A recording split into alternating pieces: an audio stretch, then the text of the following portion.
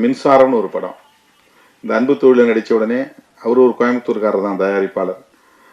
அவர் நீங்க தமிழ்நாடு முதலமைச்சரா நடிச்சே தீரணும் அப்படின்ட்டாரு. சரி, படத்திலேயாவது நம்ம ஒரு நாள் முதலமைச்சரா இருப்போமே அப்படின்னு ஆசைப்பட்டு அதுக்கு நான் ஒத்துக்கிட்டேன். ஆனா எப்படி கதை எனக்கு தெரியாது. தலையும் வாழும் எதுவுமே புரியாது. ஏன்னா டிஸ்கஷன்ல உட்கார்றதுல ரிஹர்சல் கிடையாது.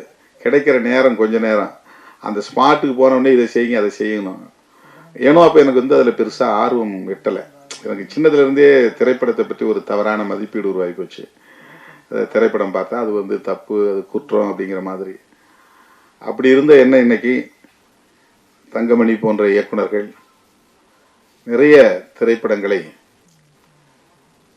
இது மாதிரி இசை வெளியீட்டு விழா, பிரிவியூ ஷோ போன்றவற்றில் பங்கேற்க செய்வது இந்த திரையுலகத்தின்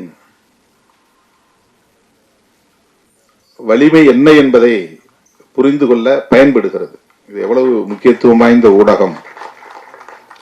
இன்னைக்கு தமிழ்நாடு அரசியலே தொடர்ந்து திரை கவர்ச்சியின் கட்டுப்பாட்டுக்குள் இருக்கிறது என்பதை நாம் பார்க்க முடிகிறது. ஒரு காலத்தில் எம்ஜிஆர், அதன் பிறகு அவருடைய கலையுலக வாரிசுகள் பலர் கட்சி, பாக்கியராஜ் போன்றவர்கள்லாம் கட்சியை தொடங்கினாங்க. சிவாஜி கணேசன் அவர்களும் கட்சியை தொடங்கினார். அப்புறம் விஜயகாந்த், அப்புறம் சரத்குமார், டி ராஜேந்தர், இப்படி பல பேர் திரைத்துறையில தீவிரமான ஈடுபாடு உள்ளவர்கள் கட்சி தொடங்கினார்கள். கலைஞரும் திரைத்துறையில் ஈடுபாடு உள்ளவர் தான். இன்றைய முதல்வரும் திரைப்படத்தில் ஓரிரு படங்களில் நடித்தவர் தான். ஜெயலலிதா அம்மையார் திரைத்துறையில் இருந்து வந்தவர் தான். இப்போ விஜய் வரையிலும்